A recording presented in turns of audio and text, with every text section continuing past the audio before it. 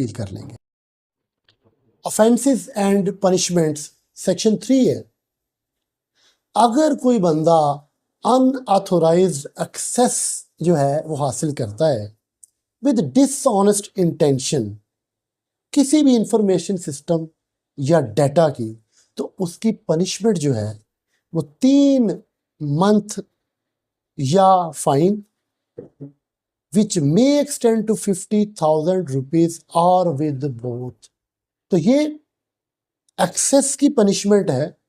Relatively जब आप कॉपिंग की तरफ जाएंगे और लेटर ऑन आप इंटरफेरेंस की तरफ जाएंगे तो ये सज़ा बढ़ जाएगी while considering the more severe offence.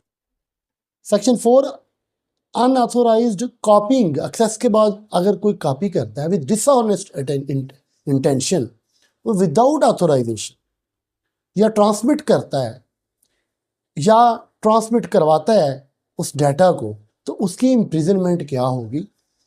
6 months और with fine which may extend to 1,000 rupees or with both, दोनों भी हो सकती है। 1 लाख रुपए तक इसका फाइन हो सकता है और 6 माह सजा। नेक्स्ट देखते हैं इंटरफेरेंस विद इंफॉर्मेशन सिस्टम। अगर इंटरफेरेंस हमने देखा था कि इंटरफेरेंस जो है with damages or causes to be interfered with or without damages any part or whole of any information system or data, उसकी सज़ा 2 साल या फाइन होगा जो 5 लाख तक हो सकता है।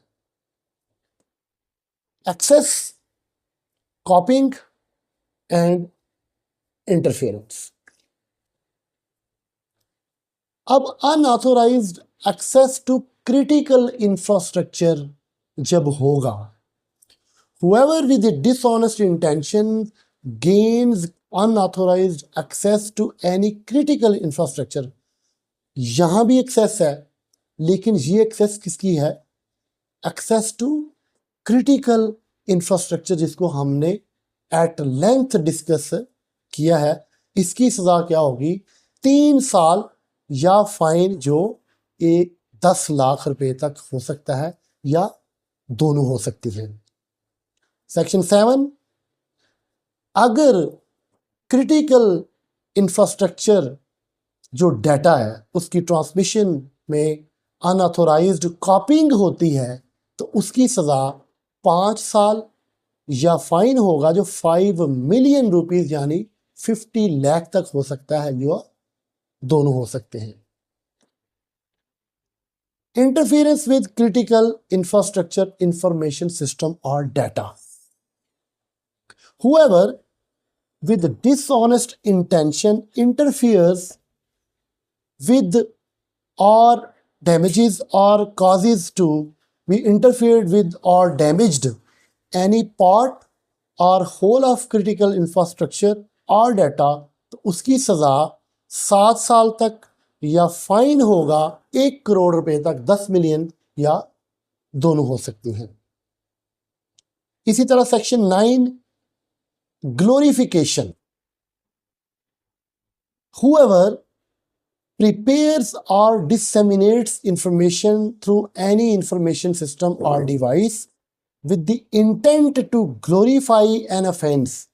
Glorify, the word depicts its meaning in itself, जिसको आप ग्लोरिफिकेशन कहते हैं, आपको उसको पजीराई देते हैं, आप ये कहते हैं ये बहुत अच्छा काम हुआ है और आप उसको प्रोपेगेट करते हैं, उसको अप्रिशिएट करते हैं in any manner, that is called glorification with intent to glorify an offence relating to terrorism और any person convicted of a crime relating to terrorism और एक्टिविटीज़ ऑफ प्रेस्क्राइब्ड ऑर्गेनाइजेशंस। आप किसी दहशतगर्द को कहते हैं कि उसकी ये एक्टिविटी बड़ी दिलेराना थी, ये काम उसने बड़ी बहादुरी से किया है, बड़ी जवामर्दी से वो लड़ा है, that is called glorification in simplest way. इसकी सज़ा 7 साल और fine which may extend to 10 million rupees or both, 1 crore रुपए तक इसका जुर्माना हो सकता है, फाइन हो सकता है या दोनों हो सकते हैं।